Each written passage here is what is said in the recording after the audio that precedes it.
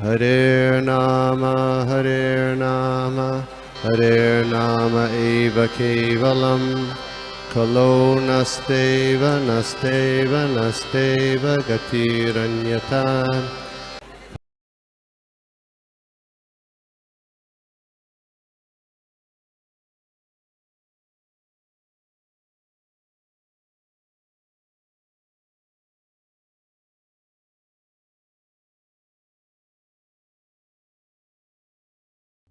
ओम नमो भगवते वासुदेवाय। ओम नमो भगवते वासुदेवाय। ओम नमो भगवते वासुदेवाय। नारायणं नमस्कृत्यं नरं चैव नरोत्तमं देवीं सरस्वती व्यासं ततो जयो मुदीरये। नष्टप्रायेषु अभद्रेषु नित्यं भागवत सेवया भगवती उत्तमश्लोके भक्तिर्भवति नैष्ठकी। नमः पङ्कजनाभाय नमः पङ्कजमालिने नमः पङ्कजनेत्राय नमस्ते पङ्कजाङ्ग्रे। हे कृष्ण करुणा सिन्धु दीनबन्धु जगत्पते गोपेश गोपिकान्त श्रीराधाकान्त नमस्तुते। सप्तकाञ्चन गौराङ्गी श्रीराधे वृन्दावनेश्वरी वृषभानुसुते देवी प्रणमामि हरिप्रिये। जय श्री कृष्ण चैतन्य प्रभु नित्यानंद श्री अद्वैत गदाधर शिवासादि गौर भक्त वृंद। हरे कृष्णा कृष्णा कृष्णा हरे हरे, हरे राम राम राम हरे हरे। हरे कृष्णा। सभी वैष्णवों के चरणों में दंडवत। आज मुझे भागवतम 3rd कैंटो चैप्टर 4 और श्लोक नंबर 33 की सेवा दी गई है। आप सबसे प्रार्थना और आशीर्वाद कि मैं ये सेवा ठीक से कर सकूं। श्लोक नंबर 33। विदुर अपि उद्धवा श्रुत्वा कृष्णस्य परमात्मनः क्रीडया उपासते हस्य कर्माणि श्लाघितानि च। विदुरपि उद्धवा श्रुत्वा कृष्णस्य परमात्मनः क्रीडया उपासते हस्य कर्माणि श्लाघितानि च। विदुरपि उद्धवा श्रुत्वा कृष्णस्य परमात्मनः क्रीडया उपासते हस्य कर्माणि श्लाघितानि च। अनुवाद श्रील प्रभुपाद द्वारा। श्रील प्रभुपाद की जय। विदुर ने उद्धव से इस मर्तलोक में परमात्मा अर्थात भगवान श्री कृष्ण के आविर्भाव तथा तिरोधान के विषय में भी सुना, जिसे महर्षिगण बड़ी ही लगन के साथ जानना चाहते हैं। तात्पर्य हम पढ़ते पढ़ते फिर हम लोग इसके ऊपर चर्चा करेंगे। नमो विष्णुपादाय कृष्णपृष्ठाय भूतले श्रीमते भक्तिवेदांत स्वामी इति नामिने। नमस्ते सारस्वते देवे गौरवाणी प्रचारिणे निर्विशेष शून्यवादी पाश्चात्य देशतारिणे। ओम अज्ञानतिमिरान्धस्य ज्ञानाञ्जनशलाकय चक्षुरुन्मिलितं येन तस्मै श्रीगुरुवे नमः। जय श्री कृष्ण चैतन्य प्रभु नित्यानंद अद्वैत गदाधर श्रीवासादि गौर भक्तवृंद। हरे कृष्णा कृष्णा कृष्णा हरे हरे, हरे राम राम राम हरे हरे। हरे कृष्णा। बहुत ही सुंदर श्लोक है ये कि किस तरह से यहाँ पे विदुर जी और उद्धव में संवाद हो रहा है और यहाँ पे बताया जा रहा है कि भगवान का प्राकट्य और अप्राकट्य है ना। तो कितना हमारे आचार्य है ना, हमारे प्रभुपाद जी, उन्होंने इसके ऊपर इतनी सुंदर टीकाओं में बताया है कि इसे कौन समझ सकता है, इसे कौन जान सकता है। तो तात्पर्य पढ़ते पढ़ते हम इसको थोड़ा सा सुनते जाएंगे। तात्पर्य श्रील प्रभुपाद द्वारा। श्रील प्रभुपाद की जय। परमात्मा अर्थात भगवान श्री कृष्ण के आविर्भाव तथा तिरोधान का विषय महान ऋषियों तक के लिए रहस्य बना हुआ है। इस श्लोक में परमात्मा शब्द महत्वपूर्ण है। सामान्य जीव प्रायः आत्मा कहलाता है, किंतु भगवान श्री कृष्ण कभी भी सामान्य जीव नहीं है, क्योंकि वे परमात्मा है। फिर भी मनुष्य के रूप में उनका आविर्भाव तथा इस मर्त्य लोक से पुनः उनका तिरोधान उन शोधार्थियों के लिए शोध का विषय है, जो बड़ी ही लगन के साथ शोध कार्य करते हैं। ऐसे विषय निश्चय ही अधिकाधिक रोचक है। तो यहाँ पे बता रहे हैं प्रभुपाद जी कि जैसे भगवान ने कब जन्म लिया, भगवान इस धरातल से कब चले गए, तो ये ऋषियों के लिए भी जानना क्या है, बहुत ही रहस्यमय है। तो इनको कौन जान सकता है ना, इसको कौन जानने वाला है। तो जैसे ये जो भगवान कब प्रकट हुए, भगवान का जन्म कैसे हुआ, पहला अवतार भगवान ने कहाँ लिया था, है ना, ये सारी चीजें ये क्या करता है, इनके मन में ये जिज्ञासाएं उत्पन्न करता है। लेकिन फिर ये क्या करते हैं, उसके शोध में चले जाते हैं, है ना, सर्च, क्या कहते हैं, रिसर्च, सर्च को फिर से है ना, उसको रिसाइकल करना, कि उसी संशोधन को फिर से संशोधन करना, इस तरह से। तो जैसे कमल है ना, तो कमल की जो 108 पंखुड़ियां होती है, 108 है, तो उसमें से कौन सी पंखुड़ी पहली है और कौन सी आखिरी है ना, ये बताना मुश्किल है। तो वैसे ही भगवान के जन्म और मृत्यु के बारे में जानना भी क्या है, असंभव है। जैसे जयपताका स्वामी महाराज का एक आर्टिकल आया था, उस आर्टिकल में बताया जा रहा था कि कोलकाता में एक वृक्ष है, वट वृक्ष है। तो वट वृक्ष कि उसको विकसित कैसे होता है ना, उसकी डेवलपमेंट कैसे होती है। आप में से कितने लोग हैं जो जानते हैं वट वृक्ष का डेवलपमेंट कैसे होता है, वो विकसित कैसे होता है? आप में से सबको पता है? तो इसके बारे में चर्चा नहीं होगी थी। नहीं माता जी, हैंड रेज किया है, कुंजेश्वरी माता जी ने हैंड रेज किया। हाँ माता जी।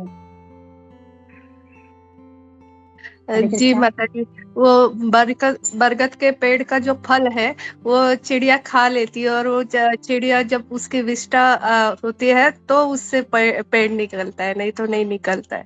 और जब उसकी जड़ें नीचे जाती है तो फिर से उसमें से एक वृक्ष उत्पन्न होता है। हाँ एकदम सही, कि उनकी जो शाखा है ना, ब्रांचेस है वट वृक्ष की, वो ब्रांचेस ना फिर से वो शाखाएं फिर से जमीन को टच करती है, और वो जब जमीन को टच करती है तो उससे और एक वृक्ष निर्माण हो जाता है ना। तो वैसे कोलकाता में ना ऐसे ना पूरा घना जंगल हो गया है इन वट वृक्ष का, 10,000 वृक्ष है वहां पे। ये इस तरह से कि उस ब्रांच से वो नए वृक्ष विकसित हो गए हैं। तो जयपताका स्वामी महाराज बता रहे थे कि उसमें से पहले वाला वृक्ष कौन सा है, ये ढूंढ पाना अभी मुश्किल है ना, कि पहला कौन सा वृक्ष था और बाद में ये उसके बाद ये विकसित हो गए हैं।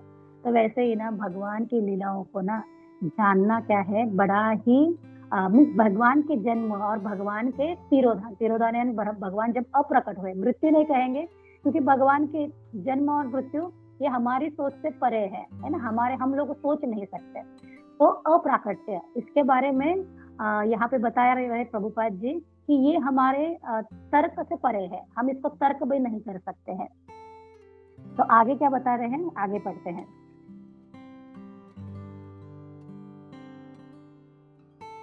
ऐसे विषय निश्चय ही अधिकाधिक रोचक है, क्योंकि शोधार्थियों को श्री भगवान का दिव्य धाम खोजना होता है, जिसमें श्री भगवान मर्त्य लोक की लीलाएं समाप्त करने के बाद प्रवेश करते हैं।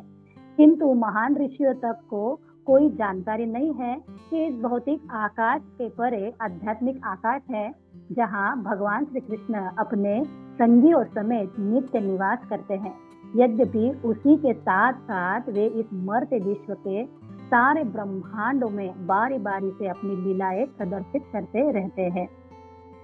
तो ये जो ऋषि मुनि है ना, ये ऋषि मुनि जब ध्यान करते हैं और ध्यान करने के बाद ये उनके जन्म की लीलाओं को, वृंदावन की लीलाओं का स्मरण करते हैं, फिर बाद में स्मरण करते करते वो भगवान के अप्राकट्य लीला पे आते हैं। फिर बाद में ढूंढने लगते हैं, तो भगवान जब अप्रकट हो जाते हैं तो भगवान जाते कहाँ है ना। तो इसके शोध में ही चले जाते हैं कि अरे भगवान कहाँ जाते होंगे, यदि वो भगवान का यदि धाम है ना, तो उस धाम को ढूंढने चले जाते हैं। तो ये धाम मिलेगा कैसे? ये हमारे प्रयास से नहीं मिलेगा। भगवान के जो ये लीलाओं को है ना, जैसे इसको समझना भी, जैसे हमारे अभी ये भारत में वृंदावन धाम है ना, वृंदावन धाम है, लेकिन ये वृंदावन धाम पूरा आध्यात्मिक है। इसको ये भौतिक सृष्टि की कोई नियम उसके ऊपर चलते नहीं है। तो इसको कैसे समझा जाएगा? जैसे अमेरिका में भारतीय दूतावास होता है ना, एम्बेसी होती है, इंडियन एम्बेसी होती है। तो अभी वो अमेरिका की भूमि में है, लेकिन क्या है, वो इंडिया का दूतावास है, दूतावास जहाँ पे वो सब लोग रहेंगे वहां पे। तो वहाँ इंडिया का कानून चलेगा, वहां पे इंडिया के नियम चलते हैं, वहां पे अमेरिका के नियम लागू नहीं होते, लेकिन है तो अमेरिका की लैंड है ना, भूमि है। तो उसी तरह से ये जो इंडिया जो भूमि है, अपने भारत भूमि है, यहाँ पे जो ये वृंदावन धाम है, यहाँ पे सारे आध्यात्मिक नियम लागू होते हैं।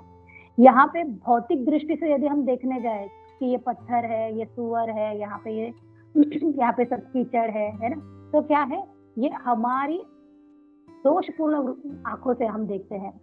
लेकिन ये जो आध्यात्मिक बुद्धि से यदि उसको देखा जाए तो क्या है, वहां पे पूरा क्या है, चैतन्य है, वहां पे पूरे रत्न है। तो एक अकबर और तानसेन की एक कथा आप सब लोग जानते ही होंगे कि अकबर ना, तानसेन जो उनके 9 रत्नों में से एक था, तो उनसे बड़ा क्या था, प्रभावित था तानसेन की गायकी से। तानसेन का जब सुर वो छेड़ता था तो अकबर ना मंत्र मुग्ध हो जाता था। तो वो एक बार तानसेन से पूछता है कि तुम इतना सुंदर गाते हो। तो तानसेन अपने गुरु के बारे में बताते हैं, स्वामी हरिदास जी, उनके बारे में, और कहते हैं मेरे गुरु तो इससे भी सर्वोत्कृष्ट है ना, मैं तो कुछ भी नहीं उनके सामने। तो अकबर अभी उनसे मिलने की इच्छा प्रकट करता है। तो जब अभी मिलने की इच्छा प्रकट करता है तो तानसेन क्या करता है, अकबर के आंखों पे पट्टी बांध देता है कि जब उस दिव्य धाम में यदि आप जाओ तो कोई दोषपूर्ण चीजें ना देखो, है ना। और एक ये भी कहते हैं तानसेन कि ऐसा भी हो सकता है कि आप इतने प्रभावित हो कि आप फिर से लौट के आना ही ना चाहो, तो आपको रास्ता ना पता चले, इसलिए मैं आपके आंखों पे पट्टी बांध देता हूँ। और अभी जब जाते हैं वृंदावन में तो स्वामी हरिदास जी वहां पे गीत गा रहे होते हैं भगवान के लिए, और अकबर को एक जगह पे रखा जाता है, छुपाया जाता है, और अकबर वो सुन रहा होता है। और जैसे ही वो स्वामी हरिदास जी के वो गीत सुनता है तो अकबर बेहोश हो जाता है। फिर थोड़ी देर के बाद जब उनका गीत बंद हो जाता है तो तानसेन जी अकबर को लेके अपने स्वामी के पास चले जाते हैं। और अभी अकबर कहते हैं कि तानसेन, तुम्हारी आवाज से ना मैं तो मंत्र मुग्ध हो जाता था, लेकिन मैं कभी बेहोश नहीं हुआ, लेकिन इनके सुर में, इनके आवाज में ना वो इतना जादू है कि मैं वो सहन नहीं कर पाया, है ना। वो मुझे पूरा क्या कर गया, मुझे पूरा उसने वशीभूत कर दिया। और अभी स्वामी हरिदास जी के चरण पकड़ लेते हैं अकबर, और कहते हैं कि मुझे आपकी सेवा, है ना, मुझे आपकी सेवा करनी है, आप एक दिव्य आत्मा हो तो मुझे सेवा करनी है आपकी। तो अभी स्वामी हरिदास जी कहते हैं कि क्या सेवा करोगे, मेरे पास तो कुछ भी नहीं है ऐसा कुछ, है ना, मैं तो एक फकीर हूँ, तो क्या सेवा करोगे। तो कहते नहीं, कुछ भी, मेरा मन हो रहा है कि मैं आपकी कुछ तो सेवा करूँ। तो हरिदास जी कहते हैं कि यमुना तट के पास में ना जो सीढ़ियाँ बनी हुई है, तो एक सीढ़ी का एक कोना टूटा हुआ है, तो उसमें एक ईंट तुम लगा देना, है ना, वो कोना तुम ठीक कर देना। तो अभी अकबर तो इतना साम्राज्य का राजा है ना, बादशाह है, तो वो मन में सोचता है कि इतना सा, है ना, एक ईंट लगाने का काम मुझे बताया गया है, चाहिए तो बहुत कुछ मांग सकते थे। तो वो जाते हैं यमुना के तट पे जाते हैं और वहां पे देखते हैं तो यमुना के तट पे जो सीढ़ियां लगी हुई थी उनमें वो क्या दर्शन करते हैं कि वो पूरे हीरो रत्नों से जड़ित है। और वो दृश्य देख के अकबर ना एकदम अवाक हो जाता है, एकदम सरप्राइज हो जाता है कि ये क्या देख रहा हूँ मैं, कि ये तो मैं तो मेरे पूरे उम्र की सारी मैंने पूंजी भी लगा दी ना, तो भी मैं एक ईंट भी यहाँ पे नहीं लगा सकता। इतने अनमोल रत्न और हीरे जड़ित बनी हुई है ये। और फिर अकबर समझ जाते हैं कि ये एक दिव्य आत्मा है ना। और तो इस तरह से आचार्य और प्रभुपाद जी हमें बताते हैं कि भगवान को जानने के लिए ना हम अपनी आंखों से नहीं देख पाएंगे, हमें हमारे गुरु का हमारे ऊपर कृपा होनी चाहिए। हमारे गुरु के माध्यम से ही, उनके चक्षु से ही है ना वो हम देख पाते हैं। तो जैसे हम भी देखते हैं कि ये जो ऋषि मुनि है ना, ये लोग क्या करते हैं, ये लोग साधना तो करते हैं, फिर बाद में क्या कहते हैं कि है ना भगवान के बारे में जब ये प्राकट्य आता है ना, तो ये ना विश्वास नहीं होता इनका खुद का भी। ये क्या कहते हैं कि इन्होंने जो सुना होगा, इनको अप्रकट लीला पे इनका विश्वास नहीं है, तो ये कहेंगे हाँ मेरे सामने लेके आओ, मैं उससे बहस करूंगा, मैं उसको बता दूंगा, कोई मुझसे जीत नहीं सकता इस बारे में, है ना, मैं उससे डिबेट करूंगा, कोई आए मेरे से बात करे। तो ये लोग क्या करते हैं, ये लोग ना भक्त की नजरों से नहीं जानते ना, भक्ति के चक्षु से भगवान की पहचान नहीं रखते। तो ये क्या करते हैं, ये उस भौतिक माया से भगवान को जानने की कोशिश करते हैं। तो यहाँ पे प्रभुपाद जी यही बता रहे हैं कि वृंदावन को है ना, वृंदावन को, धाम को यदि आपको जानना है तो कैसा होना चाहिए, तो आपको ये आपके भौतिक दृष्टि पे नेत्रों को साइड में रखना पड़ेगा। इसके लिए आपके हृदय में वो भक्ति प्रज्वलित होनी चाहिए, तभी आप यहाँ की हर एक चीज में आप उस दिव्यता का अनुभव कर पाएंगे। तो नरोत्तम दास ठाकुर थे, उनके जो गुरु थे लोकनाथ महाराज थे।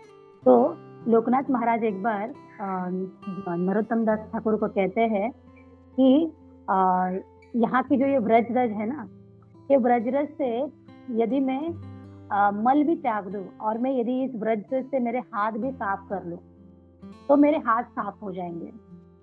तो लोकनाथ स्वामी महाराज नरोत्तम दास ठाकुर से पूछते हैं, क्या तुम इससे सहमत हो? नरोत्तम दास ठाकुर तो एक उच्च परम कोटि के महात्मा हैं, तो वो कहते हैं हाँ, लेकिन हम लोगों में से हम लोग कितने लोग इससे सहमत होंगे कि हम लोगों ने मल भी त्याग दिया और सिर्फ ब्रज रस से हाथ धोए हमने, है ना, पानी का उपयोग नहीं किया है। तो ये ना श्रद्धा, तो यहाँ पे लोकनाथ स्वामी महाराज बताते हैं कि क्या है ये श्रद्धा, आपका विश्वास कितना है उस वक्त उस धरा पे, उस भूमि पे। तो एक बार लोकनाथ महाराज कहते हैं कि नरोत्तम दास ठाकुर से कि आप क्या करो, मेरे लिए ब्रजरज लेके आओ। तो अभी ब्रजरज लाने के लिए नरोत्तम दास ठाकुर निकल पड़ते हैं और 15 दिन होते हैं, आते ही नहीं है।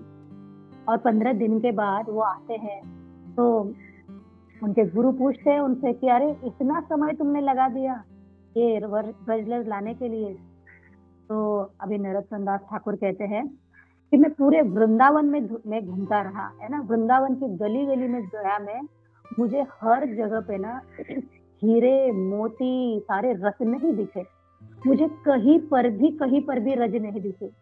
लेकिन मैं जैसे ही वृंदावन से बाहर गया ना, तो वृंदावन से बाहर गया तो मुझे रज मिली, तो मुझे इसलिए इतना समय लगा आने जाने में।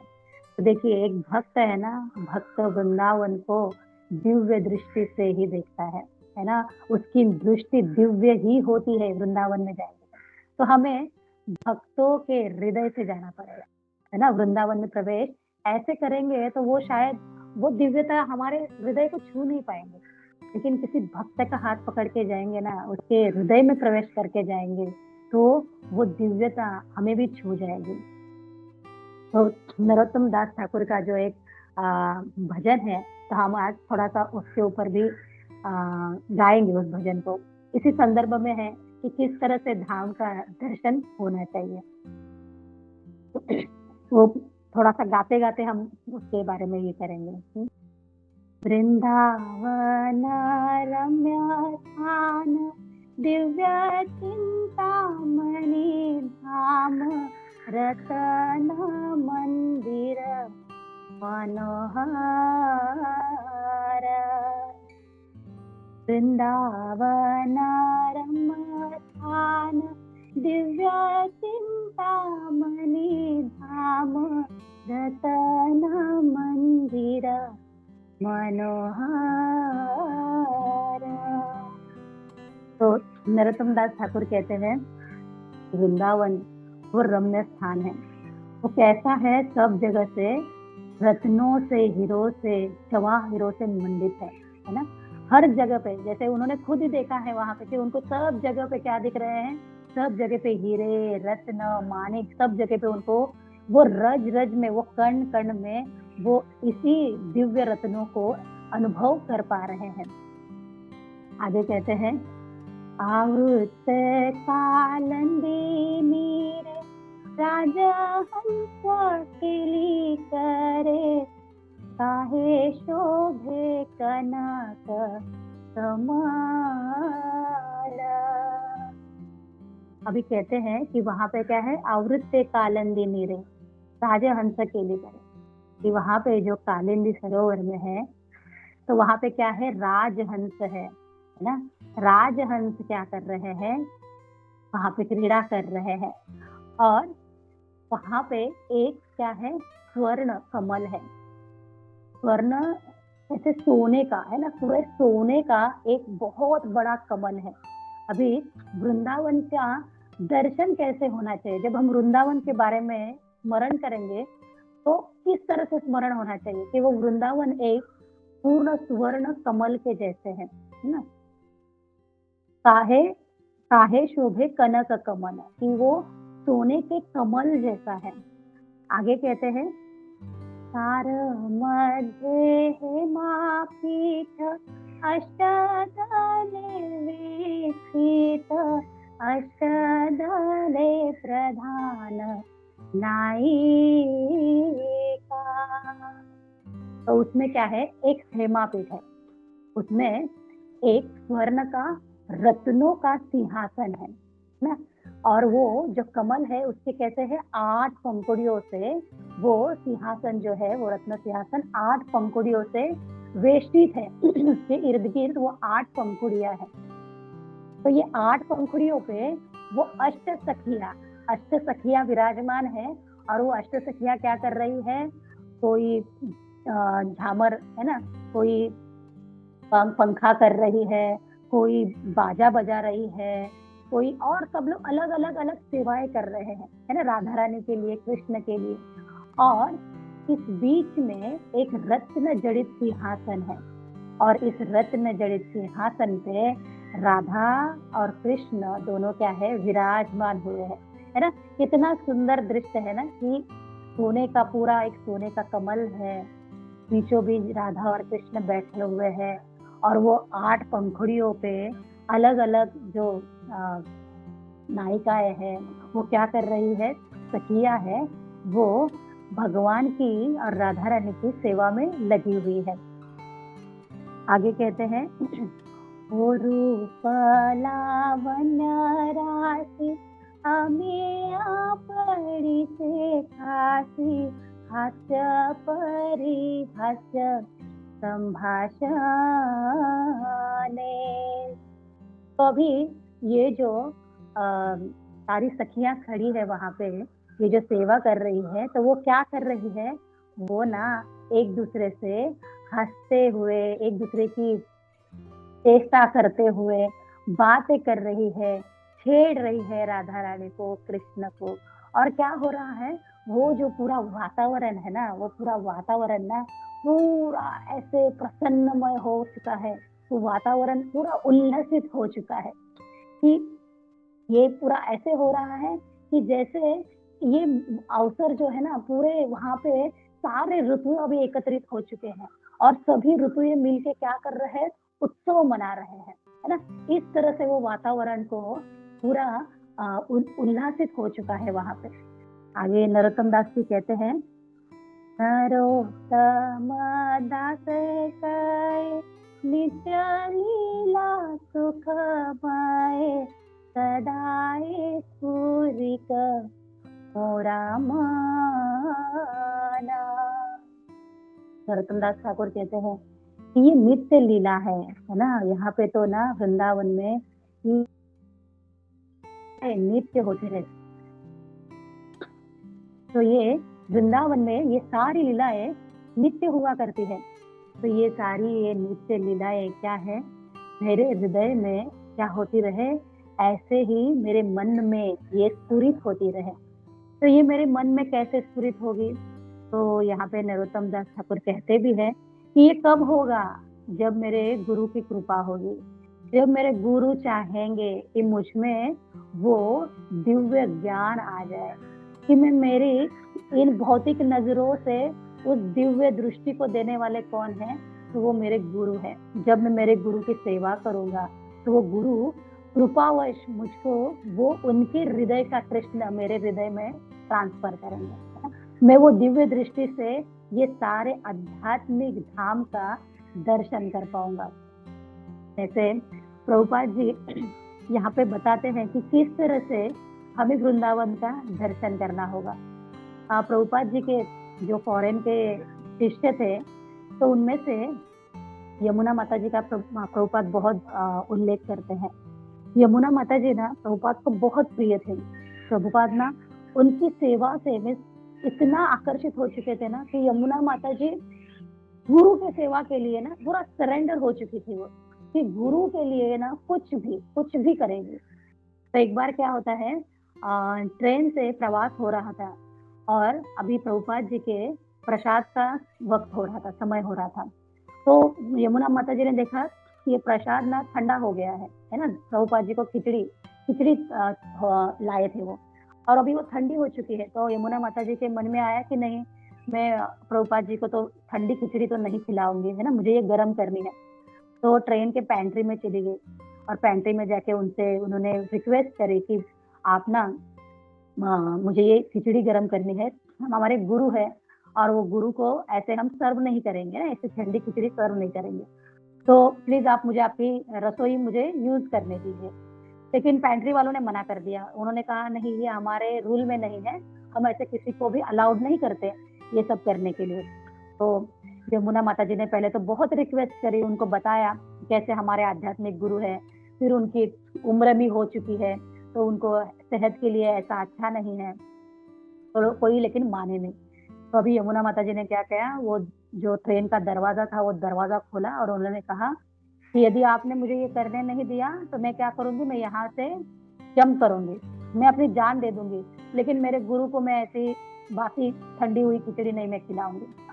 तो वो सब ट्रेन के जो पेंट्री वाले थे वो सारे हैरान हो गए कि क्या करें इनको। फिर उन्होंने उनको अलाउड कर दिया।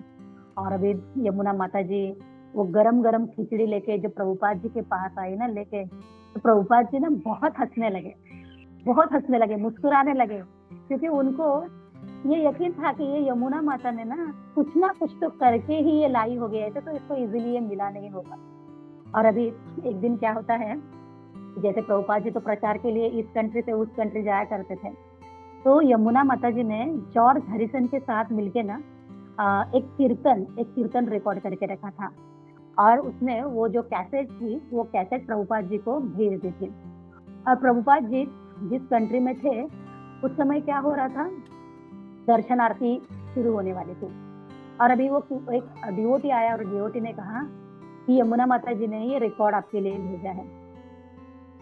तो दर्शन आरती वाला जो पुजारी था उसने कहा हाँ इसको बाद में सुनेंगे, अभी दर्शन आरती का समय हो रहा है, तो प्रभुपाद इसको बाद में सुनेंगे, अभी नहीं इसको सुनेंगे, है ना, तो तुम साइड में रख दो। तो जैसे ही प्रभुपाद जी ने कहा कि यमुना माता जी ने भेजा है और ये डिवोटी पुजारी कह रहा है कि इसको बाद में सुनेंगे, प्रभुपाद जी कहने लगे नहीं नहीं नहीं, मुझे अभी सुनना है ना, यमुना माता ने भेजा है ना तो मुझे अभी सुनना है, उसने इतने दूर से मेरे लिए भेजा है तो उसमें सच में कुछ तो है ना, कुछ तो मैसेज होगा मेरे लिए, तो मुझे वो अभी के अभी सुनना है। तो पुजारी को कहने लगे कि नहीं, पहले एक रिकॉर्ड बजेगा, है ना, पहले ये रिकॉर्ड लगेगा, फिर मैं आगे का प्रोग्राम उस तरह से। और हुआ क्या, एक तो दर्शन आरती का समय भी हो रहा था और यहाँ पे वो यमुना माता जी का रिकॉर्ड शुरू हुआ। गोविंदम आदि पुरुषम तमहं भजामि गोविंदम आदिपुरुषम। और उसी समय क्या हो गया, उस मंदिर के वो सारे पर्दे खुलने लग गए, है ना। तो प्रभुपाद जी इतने प्रसन्न हुए, इतने खुश हुए, और प्रभुपाद जी ने उस दिन से अनाउंस कर दिया कि इस्कॉन के हर मंदिर में दर्शन आरती में यमुना माता जी का यही रिकॉर्ड बजेगा, यही भजन बजेगा, है ना। तो इस तरह से कितने डिवोटेड है ना अपने गुरु के प्रति, कितने गुरु के प्रति समर्पित है। तो ये सब कुछ कब होगा, जब हमारे गुरु के प्रति हम इतना समर्पित भी होंगे, तो गुरु की कृपा भी होगी और वो सारी लीलाओं का हम अनुभव भी कर पाएंगे। तो एक ऐसी वृंदावन की लीला आपके साथ शेयर करेंगे। तो जब भगवान वृंदावन छोड़ के जाते हैं, वैसे तो भगवान वृंदावन से एक पैर भी आगे नहीं रखते, है ना, भगवान वृंदावन में ही रहते हैं। लेकिन अपनी लीला दिखाने के लिए जब भगवान वृंदावन से मथुरा चले जाते हैं, तो राधा रानी बड़ी व्याकुल हो जाती है। राधा रानी अन्न बिन्न सब पानी वगैरह सब छोड़ देती है, और एक दिन ऐसे ही एक पेड़ के नीचे बैठी हुई विशाखा ललिता को कहती है कि ना, क्या होगा जब ना मेरा ये पूरा शरीर यदि मैं त्याग दूंगी ना, तो क्या करना तुम लोग कि ये जो वृक्ष पे जो कौवा बैठा है ना, ये क्या करेगा, मेरे शरीर को, है ना, मेरे शरीर को ये नष्ट कर देगा। तो तुम लोग क्या कर देना, मेरी आंखें निकाल के इस तमाल वृक्ष पे रख देना, है ना, ताकि मेरी आंखें जब कृष्ण आएगा तो देखेगा कि मेरी आंखें अभी भी उसके लिए इंतजार कर रही है ना। तो वहां से वृंदा देवी आती है और देखती है ये क्या बातें कर रही है।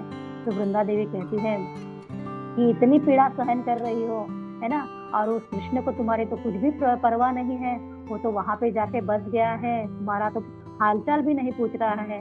तो रुको, मैं जाती हूँ, है ना, मैं जाती हूँ और उसको मैं लेके आती हूँ यहाँ पे। तभी वृंदा देवी चलती है मथुरा की ओर। अब जाती है, मथुरा तो सिटी है ना, मथुरा तो नगरी है, ये वृंदावन की गांव की औरत है। तो जब जा रही है तो रास्ते से तो पनघट पे औरत दिख रही है जो पानी भरने आई है। तो वो देख रही है कि अरे इसके रहन सहन से पता चल रहा है कि ये कहीं गांव से आई हुई है, पूरा का पूरा घूंघट निकाली हुई है। तो पूछती है अभी वृंदा देवी कि यहाँ पे कृष्ण कहाँ रहता है। तो वो जो औरत है पनघट पे, वो कहती है कौन, किसको पूछ रही हो। तो कहती है कृष्ण जो वृंदावन से आया हुआ है। तो कहती है कृष्ण, अरे वो तो राजा धीराज है ना, उनको श्री कृष्ण कहो, है ना, महाराज श्री कृष्ण कहो, राजा श्री कृष्ण कहो। तो कहते इस गली से जाओ, वहां से आगे जाओगी तो तुम्हें उनका महल मिल जाएगा। तो अभी जाती है, महल के दरवाजे पे आती है, तो वहां पे सारे द्वारपाल खड़े होते हैं। तो द्वारपालों से कहती है कि मुझे कृष्ण से मिलना है। तो कहते हैं कौन, किससे मिलना है। तो कहते कृष्ण से मिलना है। तो कहते हैं कृष्ण नहीं, वो तो राजा धीराज है ना, और तुम क्या उनको कृष्ण कहे जा रहे हो, वो तो भगवान श्री कृष्ण है ना, महाराज श्री कृष्ण है। तो कहती है तो अभी ये जो द्वारपाल है कहते कहीं गांव से आई हुई है और क्या इसको, है ना, क्या इसका काम होगा।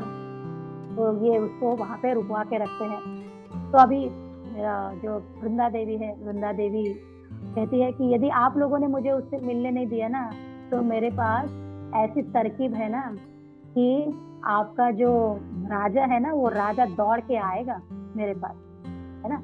तो सब लोग उससे हंसने लगते हैं कि क्या ये, है ना, गांव से आई हुई बावली है और कुछ भी कहे जा रही है। तो अभी वृंदा देवी बाहर से ही राधे राधे राधे राधे राधे करके चिल्लाने लगती है।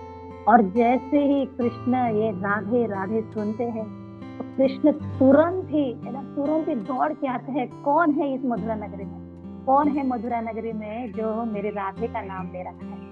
और फिर भगवान इस घूंघट वाली औरत को लेके आते हैं, अपने द्वारपालों को कहते हैं छोड़ दो उनको, अंदर आने दो, है ना। तो वो द्वारपाल कहते हैं कहीं गांव से आई है और आपसे मिलने की इच्छा जता रही है। तो अभी आते हैं, वृंदा देवी पूरा घूंघट निकाले हुए हैं और बैठ जाती है कृष्ण के सामने।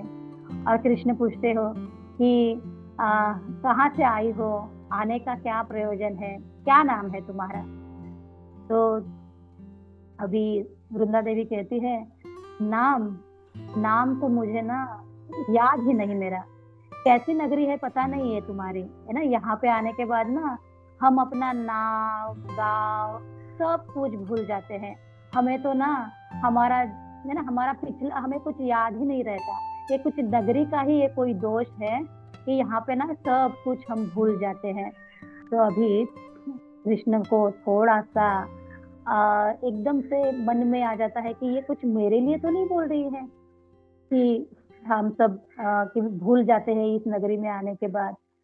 तो अभी भगवान को थोड़ा थोड़ा सा डाउट होने लग जाता है कि हो ना हो ये कोई मेरी पहचान वाली ही होगी। फिर वो कहते हैं कि जैसे है ना, कौन भूल गया है, कैसे भूल गया है, कोई भूलता तो कुछ नहीं है ना।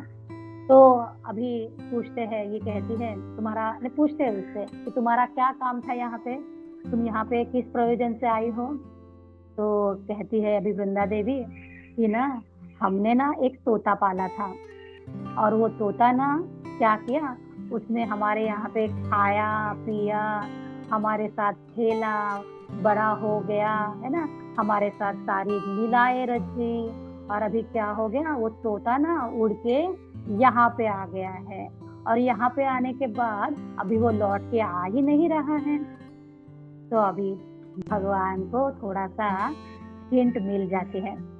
तो अभी कृष्ण कहते हैं कि देखो देखो, मैं तो समझ गया तुम्हारी प्रॉब्लम क्या है, अब मैं समझ गया, है ना।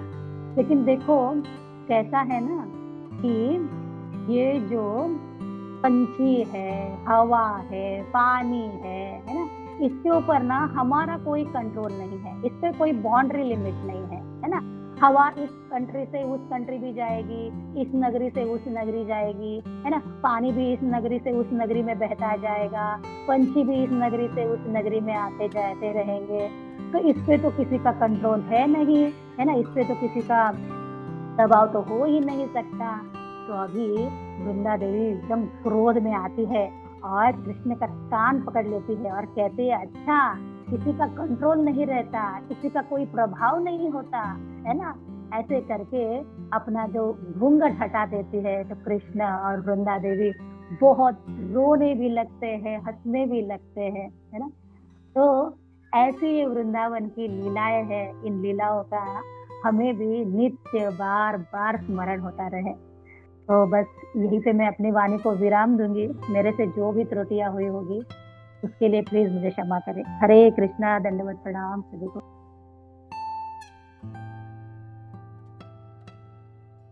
हरे कृष्णा माता जी, सभी को दंडवत प्रणाम। Excellent, माता जी, you took us to Vrindavan. हम सब different places में है, but आपने through the past times and Mathura भी पर लेके हमें लेके गए थे वहाँ भी। It was very nice, माता जी, the way that you describe each and every part of Vrindavan, the past times. Thank you so much, माता जी, for taking us there. माता जी, quickly, आपने you started out with the question, who can understand Krishna, Supreme Personality of Godhead? इसका appearance and disappearance, है ना, यानी प्रकट and अप्रकट। ये ऋषि मुनियों के लिए भी this is a mystery. and आपने ये रिसर्च के बारे में भी इमीडिएटली अपने आंसर भी वहाँ इमीडिएटली दिया, व्हाट नहीं करना है, बिकॉज रिसर्च करने से फायदा नहीं है। रिसर्च का मतलब क्या है, सर्च अगेन। वो लोटस पेटल का एग्जाम्पल आप दिए थे, जयपताका स्वामी महाराज कलकत्ता में वो वट वृक्ष के बारे में एग्जाम्पल दिए थे, just two point out that ये तरीका नहीं है हमें इस बात को समझने के लिए। Then you took us through Vrindavan Dham ka description that was really excellent, Mataji. Comparing it to an Indian embassy in the US, कहीं भी वो Indian embassy का वो rules क्या चलता है, only the Indian embassy, although वो US soil में है, वो इंडिया का rules चलता है। Same way यहाँ वृंदावन धाम में हम materialize में वृंदावन को नहीं देख सकते, कहते हैं वो आध्यात्मिक आइज एंड गुरु का कृपा हमें चाहिए। अपने अकबर एंड तानसेन का एंड हरिदास ठाकुर जी का वो पास्ट टाइम भी बहुत अच्छी तरह एक्सप्लेन किया। एंड ऑफ कोर्स आपका मधुर आवाज में you explain the point through Narottam Das Thakur ji का भजन से। Mataji, I just wanted to add, a few, but just my realizations, and I did very little research on this. So, I cannot research me, I can't even say research now because to even use that word, I realize it is wrong because मुझे ये accept करना चाहिए. That's what is important, and that is my realization and lesson, Mataji. 5.34 ब्रह्म संहिता में actually एक description है, just to understand कौन इसको समझ सकता है। यहाँ आपने आंसर भी दिया है, पर I thought I just add this. अगर एक अभक्त फिलोसोफर या ड्राई स्पेक्युलेटर ट्रैवल करता है through space at the speed of wind और the mind, hundreds of millions of years, वो ऐसा ट्रैवल करने से भी वो भगवान से, एब्सोल्यूट ट्रूथ से, still he'll be very far far away. So हम रिसर्च के तरीके से अगर भगवान को समझने के लिए कोशिश करते हैं तो एंड रिजल्ट इज हम बिल्कुल नहीं समझ सकते हैं इसको। अपने आंसर भी दिया कैसे हम समझ सकते हैं, only through the mercy of a pure devotee and only by becoming a pure devotee. Just एक और point I wanted to add, Mataji. This actually led me to 10.2 of Bhagavad Gita. नमे विदु सुरगना प्रभवं न महर्षयः अहमादि देवानां महर्षीणां च सर्वशः।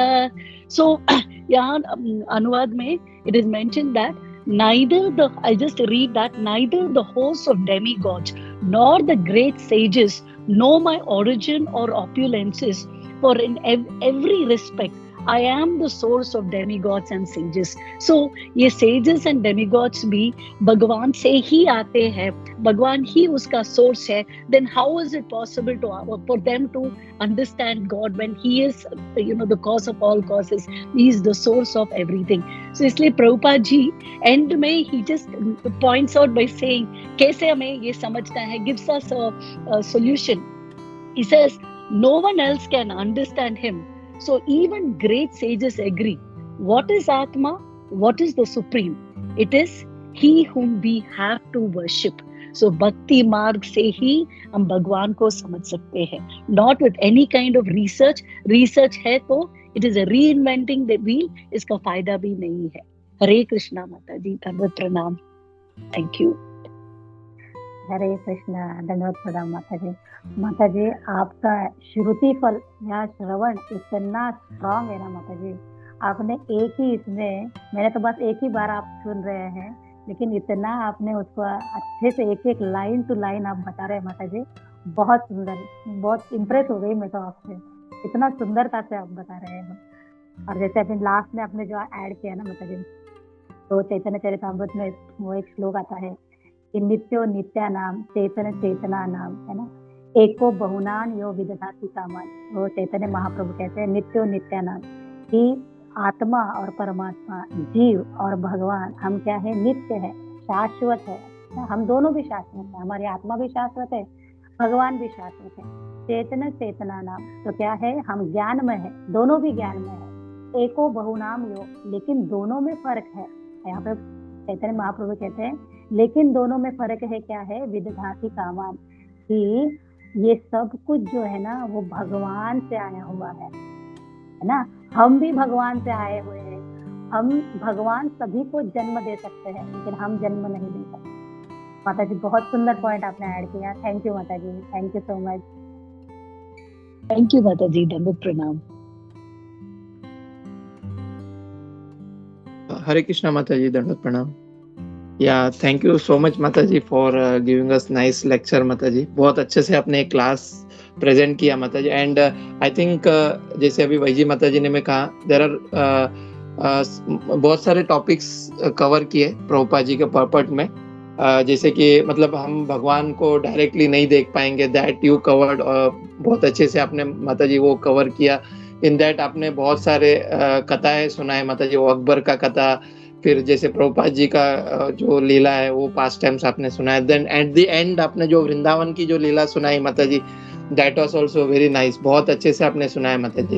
एंड एडिंग दी वैजी माता ji point, अर्गेश veggie माता जी पॉइंट की, वो माता जी ने वो 10.2 का जो श्लोका है जो प्रभुपाद जी आज के पॉपट में बता रहे, दैट माता जी ने कवर किया। I think one more topic Prabhupada ji अपने तात्पर्य में कवर कर रहे माता जी, दैट वाज परमात्मा, कि भगवान जो है वो मतलब सभी के हृदय में, which we covered before also, कि कैसे भगवान अपने आप को विस्तार करते हैं, भगवान कृष्ण से फिर बलदेव जी से संकर्षण जी, देन दैट चतुर हुआ, एट द एंड भगवान जो है क्षीरोदय के विष्णु से जो हमारे हर एक जीवों के हृदय में एज अ परमात्मा के रूप में बैठते हैं। तो that one topic I think Prabhupada ji अपने तात्पर्य में कवर कर रहे कि हाउ मतलब भगवान कैसे सभी के हृदय में एज अ परमात्मा के रूप में विराजमान है।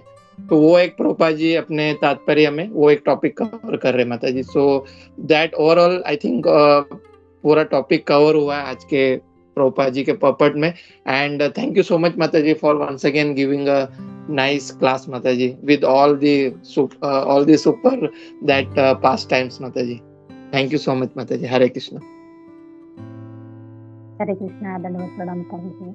All glories to Gurudev, all glories to guru, all glories to Shri Prabhupada प्रभु। बहुत अच्छे से आप बता रहे प्रभु जी, बहुत अच्छा सा पॉइंट बता रहे। आपने जैसे बताया ना कि भगवान परमात्मा रूप में सभी के हृदय में होते हैं, जैसे क्षीरोदक्षाई विष्णु, तो इसका भी नाम है ना, ये भगवान जो सभी के हृदय में परमात्मा रूप में है, तो उनको जनार्दन कहा जाता है ना। ये चतुर्भुजधारी है, तो है ना, जैसे जिसके वो आयुध है अलग अलग हाथों में, तो उसके अनुसार उनका नाम होता है। तो ये परमात्मा रूप में जो भगवान है उनका नाम जनार्दन है। तो जनार्दन यानी जनों की, लोगों की याचना सुनने वाले, है ना, वो हमारे हृदय में हमारी याचनाओं को सुनते हैं, हमारी प्रार्थनाओं को सुनते हैं। इसलिए जब हम हृदय से याद करते हैं ना, तो भगवान किसी ना किसी रूप में वो कार्यों को कर देते हैं। हरे कृष्णा, दंडवत प्रणाम प्रभु जी।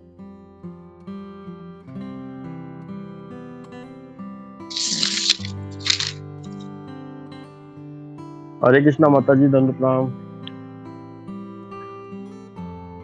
माता जी। काफी आपने सुंदर सुंदर क्लास दिया और सुबह पहले आपने वृंदावन की याद दिलाई हमें। आवाज आ रही है ना माता जी?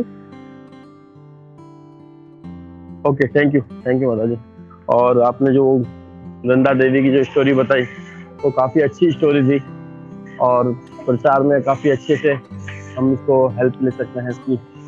और वो यमुना माता जी का आपने जो बताया, तो यमुना माता जी का जो आपने बताया ये मैंने दामोदर देश में सुना था। एक राधा नाथ स्वामी महाराज के डिसाइपल थे जिनको स्वयं ने राधा यमुना माता जी ने ये स्टोरी सुनाई थी।